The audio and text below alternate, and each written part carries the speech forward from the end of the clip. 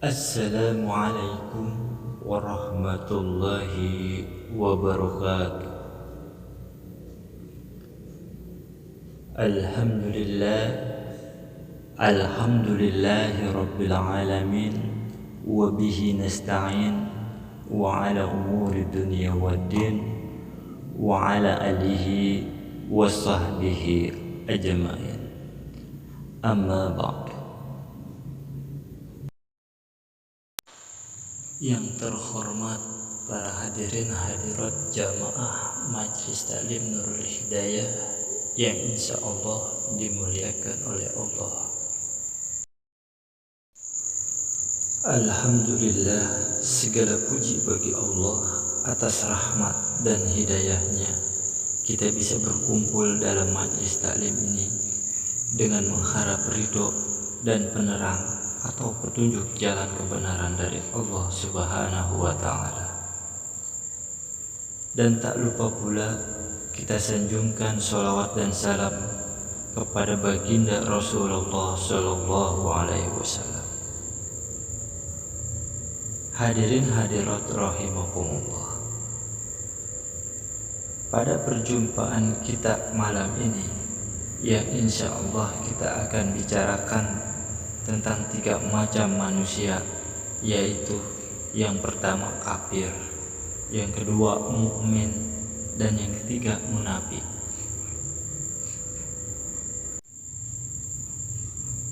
Pada malam ini kita akan bahas tentang munafik. Ada dalam suatu riwayat dijelaskan, siang itu Rasulullah sedang sholat berjamaah di masjid bersama para sahabat beliau. Di antara sederetan para sahabat yang makmum di belakang Rasulullah, nampak seorang tengah baya yang kusut rambutnya dengan berpakaian lusuh. Ia dikenal sebagai seorang sahabat Rasulullah yang tekun beribadah. Setelah Rasulullah menyelesaikan sholat, sahabat berpakaian lusuh itu segera beranjak pulang tanpa membaca wirid dan berdoa terlebih dahulu. Rasulullah Shallallahu Alaihi Wasallam menegurnya, "Salabah, mengapa engkau tergesa-gesa pulang? Tidakkah engkau berdoa terlebih dahulu? Bukankah tergesa-gesa keluar dari masjid adalah kebiasaan orang-orang munafik?" Salabah menghentikan langkahnya. Ia sangat malu ditegur oleh Rasulullah Sallallahu Alaihi Wasallam. Tetapi apa mau dikata, terpaksa ia terus terang kepada Rasulullah Sallallahu Alaihi Wasallam. "Wahai Rasulullah, kami hanya memiliki sepasang kain untuk sholat, dan saat ini istriku di rumah belum melaksanakan sholat karena menunggu pakaian yang aku kenakan ini. Pakaian yang hanya sepasang ini kami pergunakan sholat secara bergantian. Kami sangat miskin. Untuk itu, wahai Rasulullah, jika engkau berkenan, doakanlah kami agar Allah menghilangkan semua kemiskinan kami dan memberi rezeki yang banyak." Rasulullah Shallallahu Alaihi Wasallam tersenyum mendengar penuturan Salabah. Lalu beliau berkata, "Salabah, sahabatku, engkau dapat mensyukuri hartamu yang sedikit itu lebih baik daripada engkau bergelimang harta, tetapi engkau menjadi manusia yang kufur."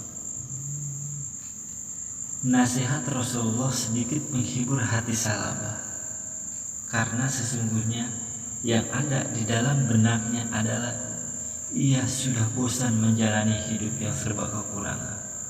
Satu-satunya cara agar dapat menjadi kaya adalah memohon doa kepada Rasulullah, karena doa seorang utusan Allah pasti didengar Allah.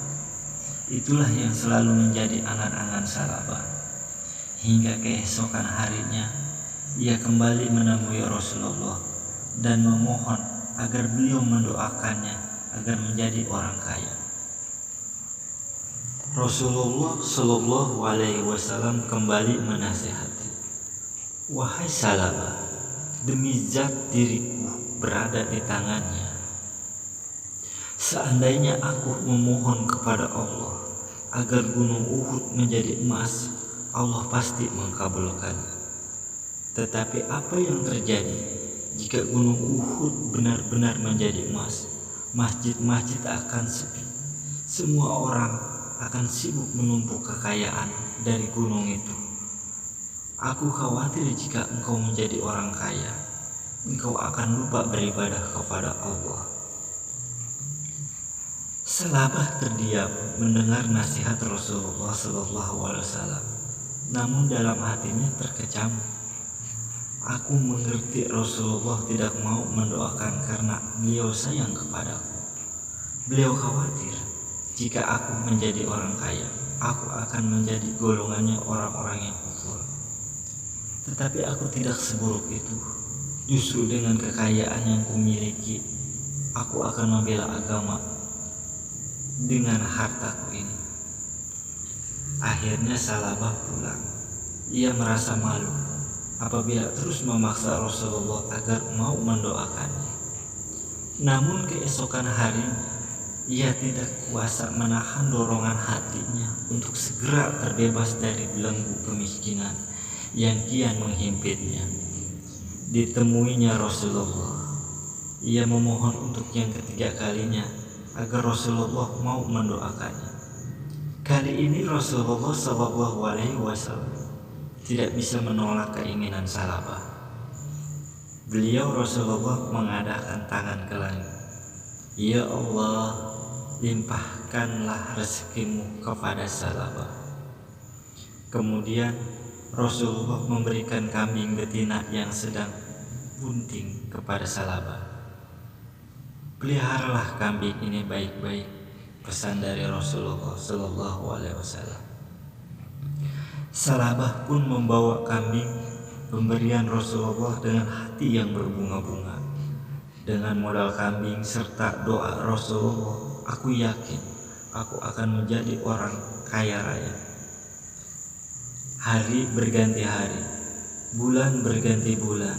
Salabah yang dulu miskin dan lusuh telah berubah menjadi orang kaya yang terpandang. Kambingnya pun berjumlah ribuan. Di setiap lembah dan bukit terdapat kambing-kambing Salabah. Pagi itu Salabah berjalan-jalan meninjau kandang-kandang kambing yang sudah tidak sesuai dengan jumlah kambing yang terus berkembang biak. Aku harus pindah dari sini, mencari lahan yang lebih luas untuk menampung kambing-kambingku, kata Salabah. Akhirnya Salabah menemukan lahan yang luas di pinggiran Madinah. Di sana ia membangun kandang-kandang baru yang lebih besar. Namun demikian, perkembangan kambing-kambing Salabah bagaikan air bah yang sulit dibendung. Kandang-kandang yang baru dibangun itu pun sudah penuh sesak oleh ribuan kambing. Dengan demikian setiap hari Salabah disibukkan mengurus harta kekayaannya. Ia yang dulu setiap salat 5 waktu selalu berjamaah di masjid, sekarang hanya datang ke masjid pada waktu sholat zuhur dan asar saja.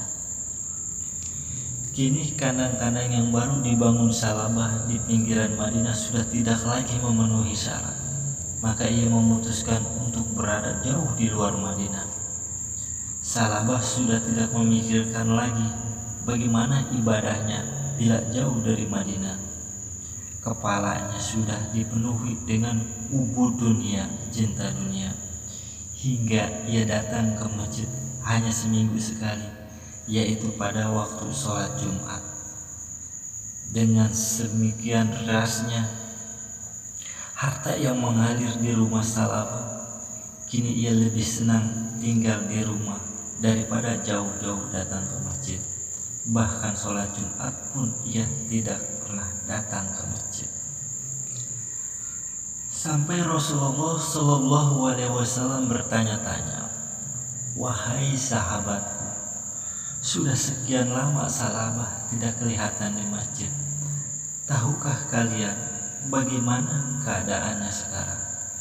Wahai Rasulullah, Salabah sudah menjadi orang kaya. Lembah-lembah di Madinah maupun di luar Madinah telah penuh sesak dengan kambing-kambing Salabah. Kata Rasulullah, benarkah? Mengapa ia tidak pernah menyerahkan sedekahnya sedikit pun? Setelah Allah Subhanahu wa Ta'ala menurunkan ayat tentang kewajiban zakat, Rasulullah mengutus 2 orang sahabat untuk menjadi amil zakat. Seluruh umat Islam di Madinah yang hartanya dipandang sudah nishab zakat didatangi, tak terkecuali Salabah pun mendapat giliran. Kedua utusan Rasulullah membacakan ayat zakat di hadapan Salabah. Kemudian setelah dihitung dari seluruh harta kekayaannya, ternyata memang banyak harta Salabah yang harus diserahkan sebagai zakat. Tak disangka Salabah mukanya berubah merah. Ia berat. Apa-apaan ini? Kalian mengatakan ini zakat, kata Salabah. Tetapi menurutku ini lebih tepat disebut upeti atau pajak.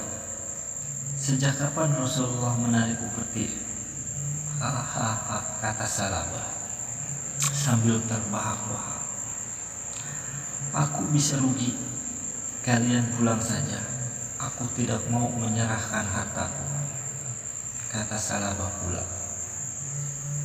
Kedua utusan Rasulullah kembali menghadap Rasulullah dan menceritakan semua perbuatan Salabah. Beliau bersedih telah kehilangan seorang sahabat yang dulu tekun beribadah ketika miskin, namun setelah kaya ia tenggelam dan terpengaruh dengan harta kekayaannya. Sungguh celaka Salabah, celakalah ia.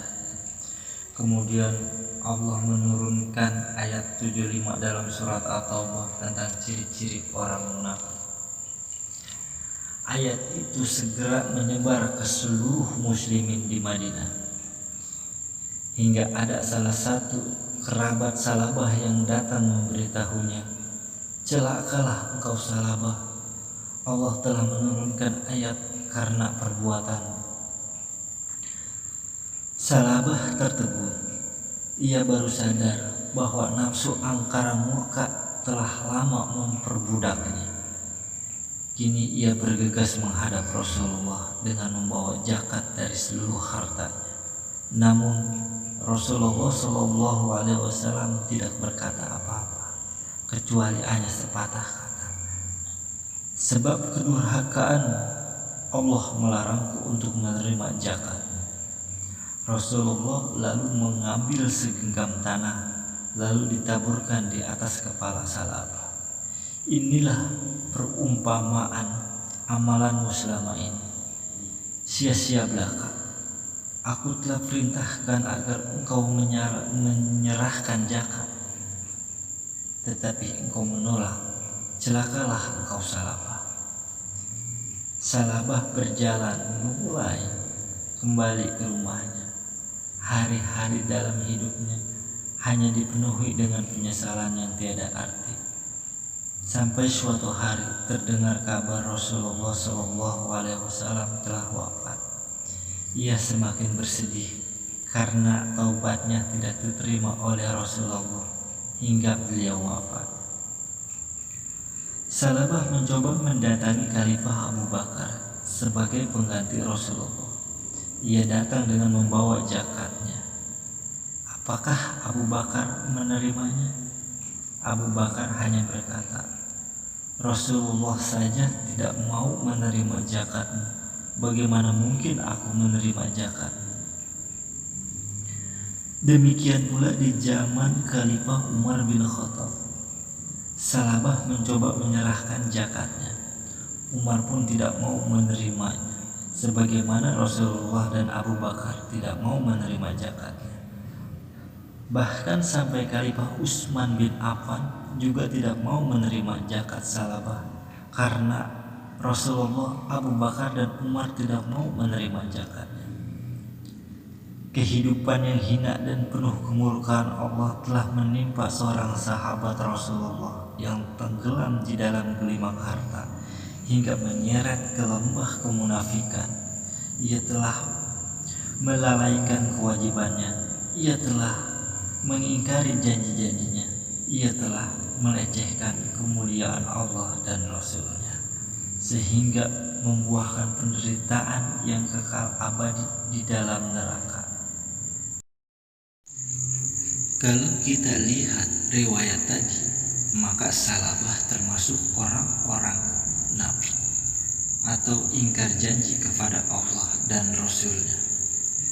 Sebab orang munafik itu adalah orang yang mendustakan agama, sebagaimana yang diterangkan dalam kalam Allah surat Al-Baqarah ayat 8 dan 9. Bismillahirrahmanirrahim.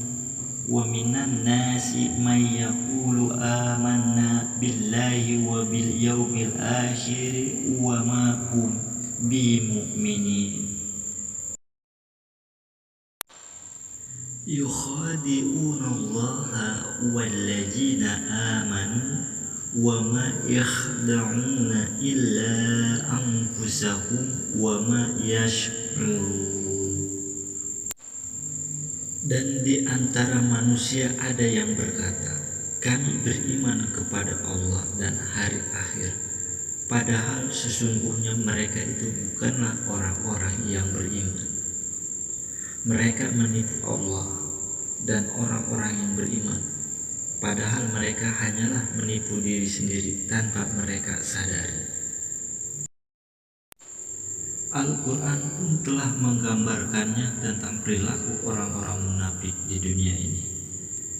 Ciri-ciri daripada orang munafik yaitu ingkar janji dan selalu berdusta, dan dijelaskan dalam surat At-Taubah ayat 77. Bismillahirrahmanirrahim. Fa'aqabahum nifaqan fi qulubihim ila yaumi yalqawnahu bima akhlafallaha ma wa'aduhu wa bima kanu yakzibun. Maka Allah menanamkan kemunafikan dalam hati mereka sampai pada waktu mereka menemuinya, karena mereka telah mengingkari janji yang telah mereka ikrarkan kepadanya, dan juga karena mereka selalu berdusta. Kemudian yang kedua, daripada perilaku orang-orang munafik, mereka pura-pura beriman dan benci kepada orang-orang beriman. Itu pun dijelaskan dalam surat Al-Imran ayat 119. Bismillahirrahmanirrahim.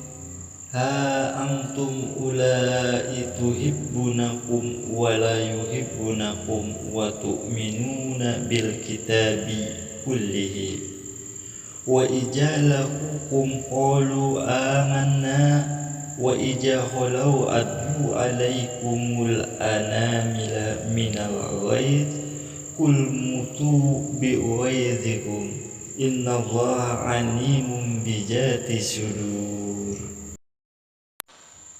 Beginilah kamu menyukai mereka padahal mereka tidak menyukaimu, dan kamu beriman kepada semua kitab. Apabila mereka berjumpa kamu, mereka berkata, kami beriman, dan apabila mereka menyendiri, mereka menggigit ujung jari karena marah dan benci kepadamu. Katakanlah, matilah kamu karena kemarahanmu itu. Sungguh Allah Maha mengetahui segala isi hati. Lalu yang ketiga daripada perilaku dari orang munafik itu adalah mereka gembira jika orang beriman dapat bencana, dan dijelaskan pula dalam surat Al-Imran ayat 120. Bismillahirrahmanirrahim.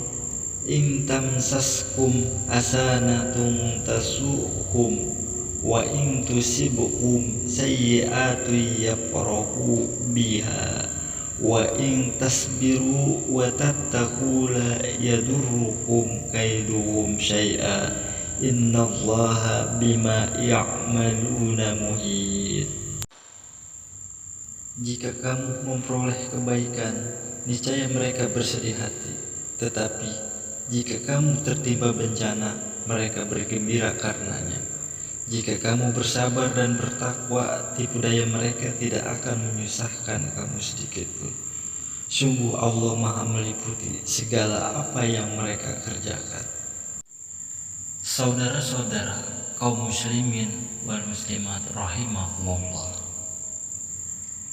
agar kita tidak menjadi korban kemunafikannya, maka yang harus kita lakukan adalah tidak menjadikan orang munafik sebagai pelindung dan pemimpin, lalu bersikap tegas dan memerangi mereka.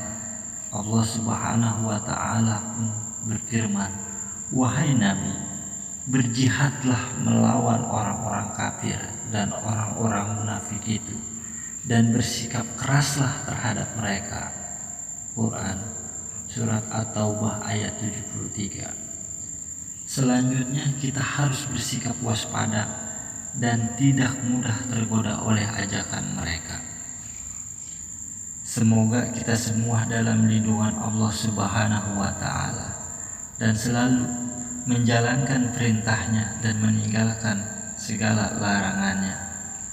Akhirul kalam, wassalamualaikum warahmatullahi wabarakatuh.